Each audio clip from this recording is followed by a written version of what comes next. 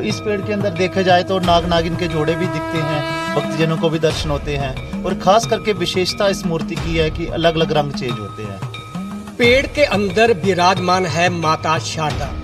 नमस्कार, मैं हूं रवि सिंह। मैं आपको लेकर आया हूं आज उधमपुर से 5 किलोमीटर की दूरी पर शारदा माता के दरबार में। देखिए, कण कण में भगवान बसते हैं और हमारे भारत में पत्थरों की भी पूजा की जाती है, लेकिन ये सत्य है और ये सच है कि कण कण में भगवान बसते हैं। यहाँ पर माता रानी एक जामुन के पेड़ के अंदर विराजमान है और हजारों की संख्या में लोग यहाँ पर आके माँ के दर्शन करते हैं। लेकिन मैं आपको बताना चाहूंगा, पहले ये जामुन का पेड़ है। ये देखिए, काफी प्राचीन पेड़ कहा जा रहा है। ये इसके बारे में कोई भी जानकारी ये नहीं दे सकता कि कितना पुराना ये पेड़ होगा, लेकिन इसकी पेड़ के जड़ों में माता शारदा एक 9 देवियों में ये भी पूजा जाता है, इन्हें भी, और इनकी काफी पूजा की जाती है। लेकिन मैं आपको ये बता दूं कि ये देखिए, इस पेड़ में मंदिर बनाया गया बाहर, लेकिन माता जो विराजमान है ये पेड़ के अंदर है। ये देखकर आपको भी हैरानी होगी कि माता पेड़ के अंदर किस तरह से ये विराजमान है। ये प्राचीन मंदिर है, इसकी जानकारी पंडित जी भी नहीं दे पाएंगे, क्योंकि 50 साल पहले कहा जा रहा है कि यहाँ पे एक पुजारी जो पूजा करते हैं, जो यहाँ पे दर्शन करने के लिए आते थे माता के, उन्हें ये दर्शन हुए, वही उनके बाद ही ये मंदिर बनाया गया। लेकिन ये जानकारी मैं पंडित जी से ही जानना चाहूंगा, उनसे ही पूछना चाहूंगा।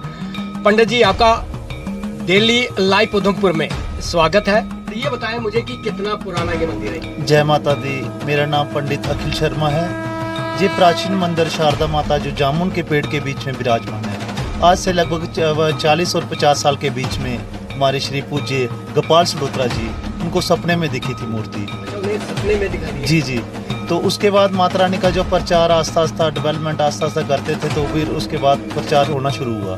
तो अभी 20-25 सालों से जो माता रानी के जो लोगों भक्तों का जो आना जाना बना है, उसके बाद ये मंदिर बनाया गया। जी जी। तो क्या मानते हैं आपकी पहले राजे महाराजे भी इसी रास्ते से निकलते थे? देखिए, कहा जा रहा है कि ये पहाड़ों से ही गुजरते थे। ये तो क्या आप मानते हैं कि मंदिर पहले था, उसके बाद लोग? जी, कहते हैं कि हमारे बुजुर्गों से भी सुना है कि ये राजा महाराजों का जो रास्ता था, बियावान जंगल था, तो जो मूर्ति को विश्राम के लिए रखा था, तो उसके बाद मूर्ति को उठाया नहीं गया। तो मूर्ति जहाँ ही स्थापित हो गई, पत्थरों के बीच में छुपी हुई थी मूर्ति जब उनको सपने में दिखी। तो इस पेड़ के अंदर देखा जाए तो नाग नागिन के जोड़े भी दिखते हैं, भक्तजनों को भी दर्शन होते हैं। और खास करके विशेषता इस मूर्ति की है कि अलग अलग रंग चेंज होते हैं। क्या मानते हैं कि यहाँ पे कोई भी अगर अपनी मनोकामना करता है, क्या जरूर मनोकामना पूरी होती है। बड़े बड़े दूर से भक्तजन आते हैं, जैसी आस है वैसा विश्वास है, क्योंकि भक्तजन को आस के ऊपर ही माँ माता रानी अपने भक्तों की आस पूरी करती है। मैं अपने कैमरामैन से कहूँगा कि जरा क्लोज करके बताएं, माता के दर्शन लोगों को करवाएं, कि जो लोग यहाँ पर नहीं पहुँच पाते हैं, ये उनके लिए हम ये दिखाया जा रहा है ये दर्शन। लेकिन मैं आपको ये बता दूं कि कहा जा रहा है कि नाग नागिन का जोड़ा भी यहाँ पर है, और गोपाल जी, उन्हें सपने में माता जी नजर आई थी और उन्हें बताया गया था कि वो कहाँ पे हैं, और वो आकर यहाँ पे उन्होंने जब देखा तो पत्तों के बीच में ये मूर्ति छिपी हुई थी। मूर्ति को बाहर निकाला गया और देखा गया, और उसके बाद ही मैं फिर आपको ये बता दूं कि उसके बाद मंदिर का निर्माण शुरू हुआ।